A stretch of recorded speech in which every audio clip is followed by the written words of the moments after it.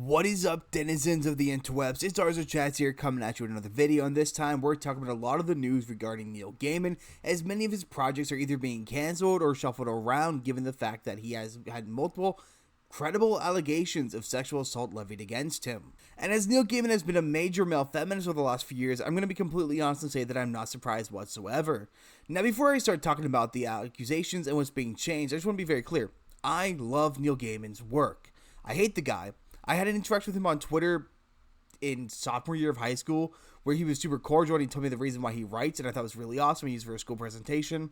I love his books. I love Good Omens. Good Omens is one of my favorite books. I've read it, I think, 3 times. I love the Graveyard book. I love Neverwhere. Those books are phenomenal. I have the entirety of the Sandman comics. I need to read them. I'm working on getting the Lucifer comics. I even have this, which is the Absolute Death, which is a $100 comic book. I got it for sale on Amazon. I absolutely love this thing. It's got a felt cover and everything. It's literally every single appearance of Neil Gaiman's death.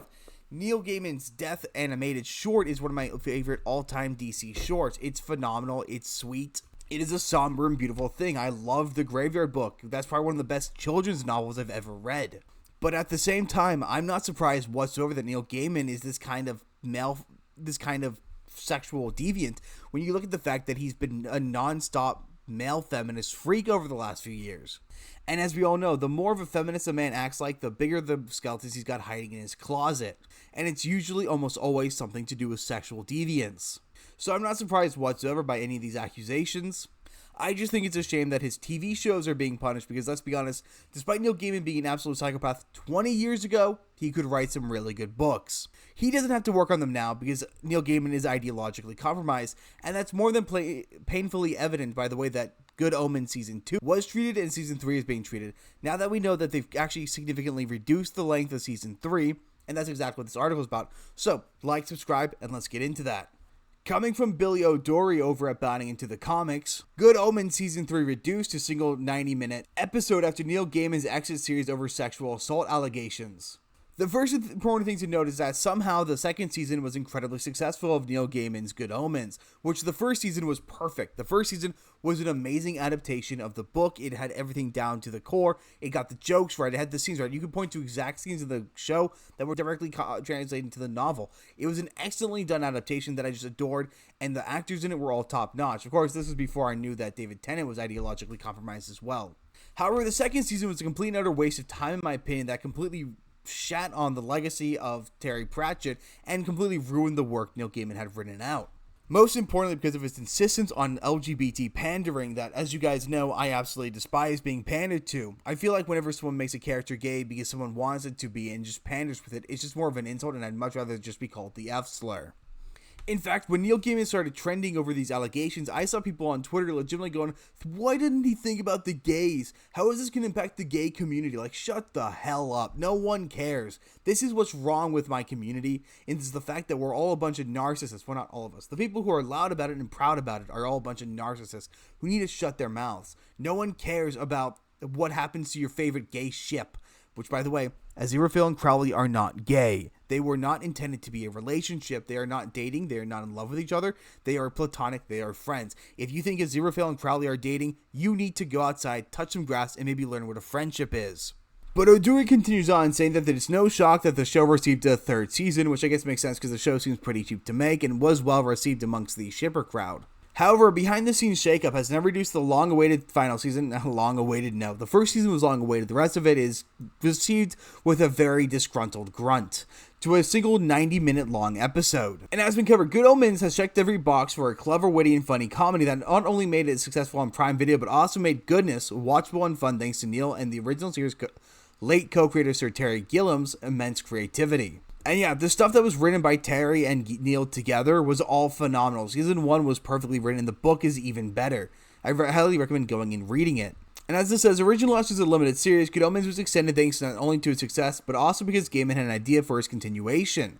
And of course, that idea is, let's make it really gay and insufferable and not at all adhere to the writing that Terry had given us and what was already there.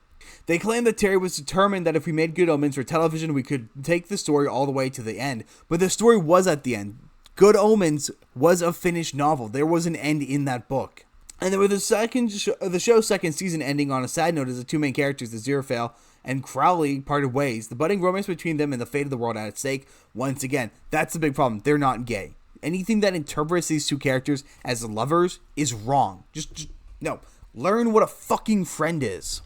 But this all comes to a head when earlier in the year, during July 2024, the Tortoise Media podcast broke the story that Gaiman was facing sexual assault allegations from two separate women. The first woman, who was a fan of Neil Gaiman's writing, identified only as Kay, claimed that in the early 2000s, when she was aged just 20 and Gaiman was in his mid-40s, she was subject to a variety of painful sexual acts which she neither wanted nor enjoyed.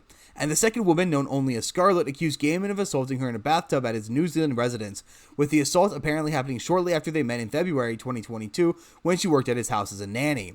Notably, Scarlett claims against Gaiman are currently being investigated by the New Zealand authorities. And then since then, 4 more women have come out with their own allegations against the Sandman creator. For his part, Gaiman has denied every and all accusations against him, in doing so asserting that Kay's allegations are motivated by her regret over their relationship, and claiming that Scarlett was suffering from a condition associated with false memories at the time of the relationship with him. Now, to be very clear, I do think I'm pretty sure Gaiman's correct on the whole thing behind Kay's allegations. It really sounds like a fan who tried to get a sexual favor from Neil Gaiman, and then when she got what she wanted, she found that she no longer wanted it because she didn't want the stuff that came with it, and she was disappointed that Gaiman didn't turn her into a permanent side piece, instead just using her as a one-night stand. So I have a feeling she's much more of a salty fan than someone who's actually suffering sexual assault, but as male feminists like to tout, any woman, it's only up to the woman to decide whether or not something was sexual assault. As for the other 4 women who've made allegations, I don't believe a single one of them, because it's very clear they're only hopping on a bandwagon, but I do 100% believe the Scarlett accusations, because if you notice, Neil Gaiman's only defense is claiming that she had faulty memories at the time. Well, see, you knew she had a disorder that gave her faulty memories. Why would you hire her as a nanny in the first place? I 100% believe this accusation is legitimate, and until I see something that proves that it isn't, and I'm pretty sure Neil Gaiman will likely get off relatively free because Me Too has been over, though I hope he doesn't. Not because I think he's guilty or thinks he's innocent, but because I want him to get his comeuppance as someone who has pushed Me Too to the fullest extent. It would just be a very sweet kind of irony that I would just love to see someone like him get what he deserves. They also say that he will not be working on the show when it returns to set. Further, his name will no longer be featured in the show's credited list of executive producers. Which I feel is kind of a boring thing to do. It's kind of lame, and unless he's actually found guilty, you shouldn't be taking his name off of things. And even that he should be allowed to work up until the point where he's arrested. Because while I think Gaiman is ideologically compromised, you're still using his story, and I think there's something to him that he can still create a little bit of good storytelling. And Good Omens is not the only one of his projects that has suffered. Within September, Disney pre-production of a film based on Gaiman's Graveyard Book was halted. Oh, come on. I've been waiting for a Graveyard Book movie forever. And of course, it has to be coming out right as he gets accused. They had to cancel it. That book is phenomenal. Just stop watching my video. Go read that book. It's great. It's about a boy whose parents get murdered and he crawls into a graveyard, and the ghosts all adopt him, so he's like half ghost most of his childhood, and he's like being tutored by a vampire, and he has to decide if he wants to join the mortal world and fall in love with a girl, or if he's going to stay with the ghosts and become one of them forever. Beautiful story. Excellent book. And then given the fact that the second season of Netflix The Sandman and the first season of Amazon's The Nancy Boys are currently in pre-production, there's also a chance that these series could undergo some major production changes as well. I don't think they need to go under major production changes. Just get rid of Gaiman if he's actually guilty, but you can keep the stories, because the stories are good. In fact, the only bad parts about the Sandman stuff were what they changed. Like, my biggest issue with Sandman is actually directly tied to the book that I have down here.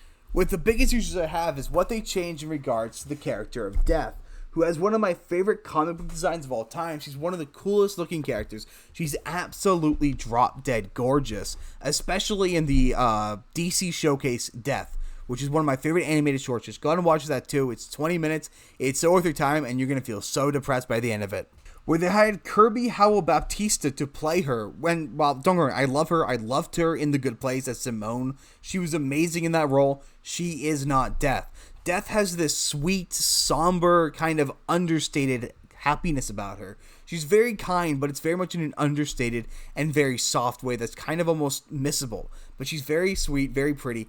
And don't get me wrong, Kirby's pretty too, but she has this bubblegummy essence about her where she's just so very poppy, which is not Death at all. And the problem is she brought that poppy tone into Sandman, where it didn't belong. In fact, that story where she was in the Sandman happens near beat for beat in the opening part of this book. The Sandman show was done really well for a good chunk of it, with a lot of it following exactly from this book. My biggest problem with the Sandman show was actually just the portrayal of death. Where I love the actress, it's just not death. And of course, part of the reason why I think that it's absolutely true that Gaiman actually did stuff like this is down here in this other article they link. Neil Gaiman explains why he joined the WGA picket line. Well, it's because he's an ideologically compromised individual. And as we have learned over the last few years, those who scream the loudest have the most to hide, and those who are the most politically active are the ones who have done the most evil. Neil Gaiman 100% did something wrong to become the kind of person he is today. And while I really hope that he actually didn't, because it would suck if someone was, well, victimized by him, this kind of behavior that he has over and over again leads me to believe that it's the kind of thing that he would actually do, much to, well, everyone's disappointment. Because his books are legitimate pieces of art. He manages to talk about something that's very key to human behavior in his novels, but I think he's lost that now that he's gotten rich, he's gotten lazy, and he's gotten political. And it just goes to show one more instance of where you really shouldn't try to burn your audience, because when you burn everyone away, the people who would have defended you aren't going to bother. So hopefully his other projects continue to come out into other forms, even if he's not working on them. And that's pretty much what I've got, so I will see you guys on the next one.